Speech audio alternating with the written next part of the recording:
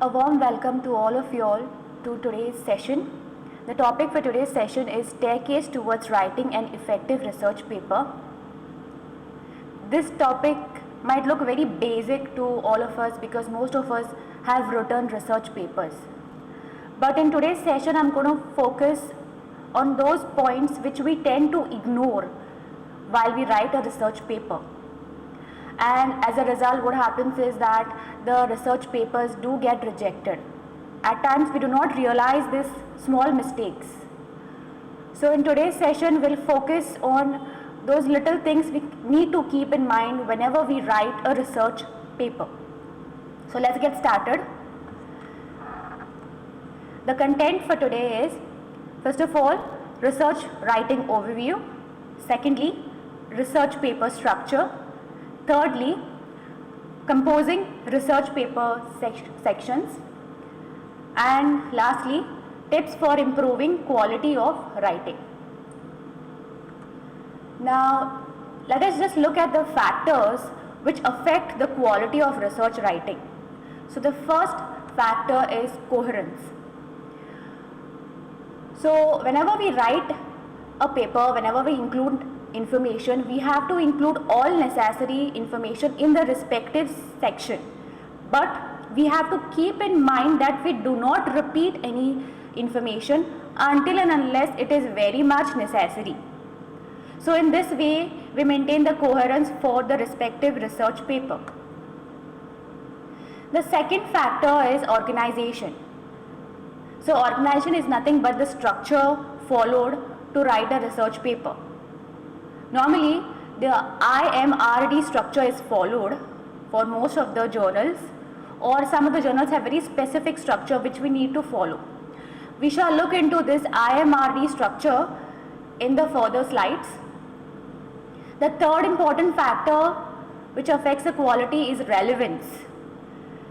Now, we need to stick to the length guidelines, and whatever amount of data we choose has to be limited to present in each of the sections. So basically, we have to choose the most relevant data. For example, we have suppose 10 results. We need to choose the best 3 to 4 results, the most relevant 3 to 4 results to be used in the research paper. And the fourth quality factor I would say is clarity. So what is clarity? The paper should be basically easy to read and understand. Now there are various editors or proofreaders when it comes to journal or conferences which go through the research papers. But these editors or proofreaders do minor changes. They do not change the structure, they do not do major changes with respect to the research paper.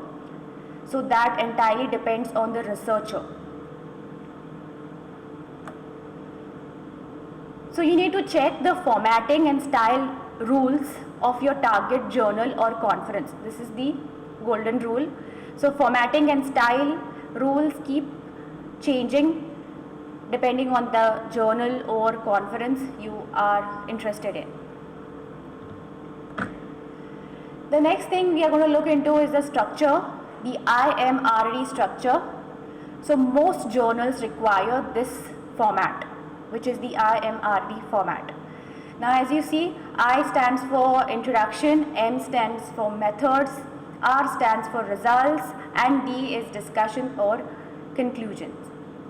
So the central portion, what you see, is the most important one, where you can see the methods and the results. Now the information actually moves from a very broad to specific to broad kind of structure. Here we can see the anatomy of a scientific paper where it's like a funnel shape. From broad it moves to very narrow region and then it goes to broad again. So introduction, which is the first area, is a very broad area. Then after that you have the literature survey being done and you go more and more into depth. Then you have your hypothesis, and then you have the methods which you have implemented. After that comes the result. So as you see, the region 4 is the most narrowest region, because here lies your method which you have implemented. And then it goes on towards the discussion and conclusion. Now, whenever we write the paper in not the order you see. So ideally, the paper is written in a different order. Okay. The reason behind it is to make sure that you cover every aspect and you do not miss on any of the information in the research paper. So this method or this order is slightly different. So first thing, as you see, is the methods. So you have to start writing with methods. Now this particular order of writing first the methods and results and then the discussion and introduction has proven to give better or effective research papers. The quality of the research paper has proven to be better as compared to writing the other ways or the other orders. So first thing is methods. So this method section basically is what methods you have implemented, analyzed, and all of these. So when do you write this? So this is the first thing you would write. The next thing is the result section. So here are whatever findings, you got to put some kind of results and also say measurements, and so all those things to be included. So that comes after methods. The third thing is discussion or conclusion. This would be implications and other necessary things, discussions required about your research paper. And the last thing you would write is the introduction section. So introduction section basically would include the purpose statement, the background, context, literature review, all of these. So this is the order which is to be followed while writing a paper. So let us look into each of these things. Now the same order which I have mentioned, I have put down in the form of steps, right? So let us look at it.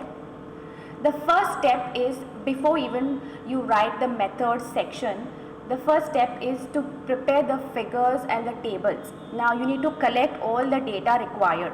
So you need to gather first of all the data, use some tools to create, if you require some table, so other kind of representation you can choose or use some tools, and accordingly prepare the figures. Now you need to give the figures captions as well. You can place them in the order you want to show them. You can do this placing in the order later on as well, but it's best to start with preparing the figures, tables at the very beginning. This is one example you can see. So some kind of charts, pie chart, bar graphs required, or say some kind of tabular format. So caption is very important, and numbering. So this is step 1. Step 2 is writing the method section. So first of all, what is the method section? How is the study basically carried out and analyzed? Okay, we know this. So what should this section include? It should include how the experiments were done, why the experimental procedures were chosen. You have to explain the methods of analysis and how the results were analyzed. Now, how are you going to put this data across? Like, how are you going to organize it? So first thing would be all the materials used. Say sample data, data sets, all these things should be mentioned first, what you have used. Then if suppose you have prepared some materials, like for example data sets or some kind of other materials you have prepared, how have you gone about the preparation? That is to be written. Next is how the measurements were made. What kind of measurements have you used? And the last is some kind of methods of analysis. So statistical methods of analysis, that is to be put. So this is the order or organization. How do you organize the method section? That is an order. So that makes your paper very much crystal clear. If you jumble the order, it looks like very much not so clear or not so much easy to understand. Now, whenever there are some kind of preparations, measurements, protocols, you have to remember that you have to organize them chronologically. The next thing you have to remember is that, very important thing is that, the methods should be in the same order that the results will be appearing in the results section. So say for example, there is method 1. The results of that method 1 should come first. Then say there is a method 2. The results of this method 2 should come second in the results section. Then suppose say you have method 3. The results of this should come third in order in the results section. So basically the method section and the result section should map correctly. And when it comes to organizing, you have to go from most important to least important when it comes to methods choosing. If you have multiple methods, first should be the most important and then you go on. Now here are some tips for writing this method section. The first thing is, you have to remember that method section is only about 10%. So it should not be too much in the paper, not too much in detail, or not too many things packed together in this section. The next thing, what about grammar? You can use passive voice, or along with this you can use a past tense or the present tense. So this is an example. As you see over here, there's active voice example and passive voice. Same thing I have written in terms of active voice and passive voice. So table 5 shows the results of this first isolated test. And the passive way of saying this is, the results of this first isolated test are displayed in table 5. So passive voice actually is kind of more used in nowadays papers, where you first talk about the results. In this way, in this example, it's like more, first you talk about the results and then you tell that it is displayed in table 5. But using active voice also is not really wrong. You can use a combination of both as well. The next thing is, you're not supposed to discuss any kind of results in the method section. The results should be discussed only in the result section, not over here. So here it is purely about mentioning the methods and not any results. And you need to use, last point is, you need to use some kind of specific qualitative and quantitative details if required for the necessary method. Going ahead with step 3, write the result section. So first of all, what is part of the result section? Whatever are your findings. Now, as I mentioned previously, the findings should match the same order as the methods. You have to present data in the form of figures and tables, also text. Whenever it comes to data representation in the form of figures, it is better understood. So if possible, make use of more figures and tables. And the next thing you have to actually put down is, if you have a question as part of your research, that data relevant to that question has to be mentioned in this result. Now some tips for result section. First thing is that you have to use mean and standard deviation to report some kind of distributed data. So whenever it comes to statistical tests, you have to use these relevant parameters, which makes it very clear, better to understand. The next thing is, for numbers, you should be using significant digits. 2 significant digits are more than enough. Until and unless it's very much required to have more precision, then you can be using more precision. So for example, 2.08 is better than writing all of the precision digits. And the last tip for writing results is never use percentage for very small samples. Suppose the sample size is very small, do not use percentage. For example, use 1 out of 2 instead of saying 50% because the sample size is very small. So 1 out of 2 sounds appropriate instead of using 50%. The next step 4 is writing the discussion or the conclusion section. So over here, the question to be answered is, what do the results actually mean? So you discuss more about the results over here in this section. So you have to interpret and basically sell your data as important. You have to justify the study's methods and criticize as well. Also suggest some improvements if required. Basically, you have to answer the question, did your study contribute to the knowledge in the field or not? And for this, you have to be very honest. So in this discussion section, honest description is a must, just not hyped up description. And the last thing is you have to discuss the impact of your research on related research as well. Now, what are the tips for the discussion section? Let us look into it. You have to focus on what is most important. So the order is focus on what is most important and then move to the less important to your research problem basically. Also, the next thing is you have to divide the analysis of the results in this discussion section in paragraphs. Suppose say there is some data of different data sets, you're not supposed to be putting together in one paragraph. It's better to be separating into different paragraphs when you have different unrelated data sets. So the analysis of unrelated data sets should be presented also in separate paragraphs.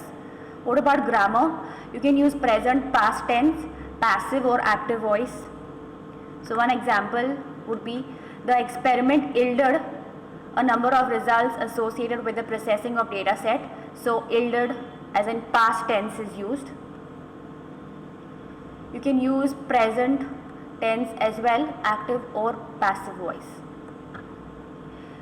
Some more tips. You shouldn't be going too broad about the impact of this research. So you have to limit the size. It has to be more specific and not too broad. The next tip is you shouldn't be including any new terms in this section, which is the discussion or conclusion section. Any new terms should be first explained in the introduction section.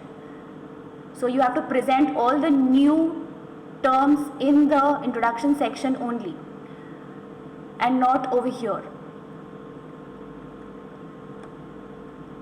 And the next thing is specific expressions use. So here are some examples pointed out. Instead of using at a lower rate, this is much better, 0.7% less. Instead of saying highly significant, saying something like this is more appropriate. Instead of writing higher temperature, if you write 41 degrees Celsius, that is more presentable, more appropriate, more specific. Now when it comes to discussing the further research which you intend to do, you can use the future or present tense. So for example, further clinical studies are needed, will be needed, must be carried out or should be carried out to isolate the cause of this reaction. So this is one example for writing the further research in your research paper. The next step, which is step 5, is writing the introduction. Now we have finished with writing all the sections like the method section, result section, the discussion, conclusion, and now we are moving on to the introduction section. So when you're writing the introduction section, you have to actually encounter or think about these two questions, main questions. First one is, what is the gap in the knowledge that currently exists and why does it need filling? So basically, what is the current research and what is not being done and what is missing, because of which your study is very important. And the next thing you want to do is to have an answer, how does your study fill that gap? If there is a gap within the existing system or the existing research, how your study or your research fills this gap. So you have to basically answer these two questions in this introduction section. Now, how to organize the introduction section? First thing you have to write is background information. So whatever topic is being studied, you write the background information about the same. The next thing you have to write is motivations. So motivations for undertaking this study, basically it's like the filling the gap.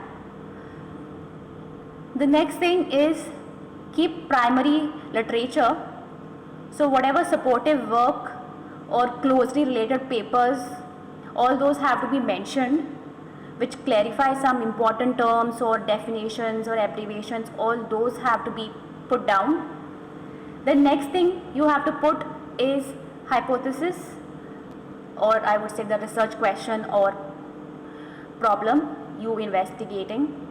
And the last thing is approaches you took in the study, that is like more general overview of how the study was carried out, and that you will find in the method section. So a broad mentioning.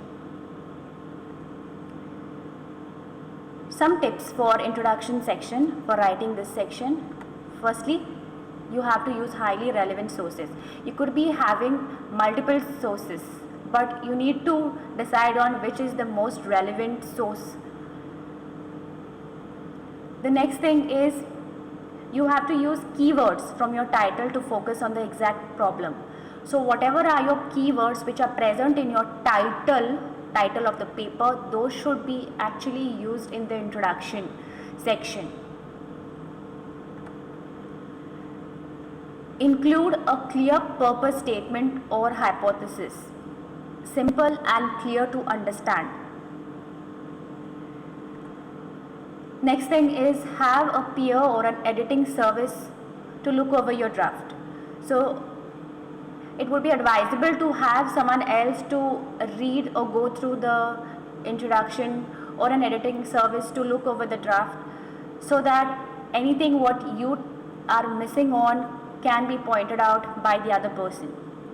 And what about the grammar? You can use past, present tense, passive or active voice depending on the context. Now last thing is the common mistakes in introduction. So what are the most common things, mistakes done actually, which you have to avoid?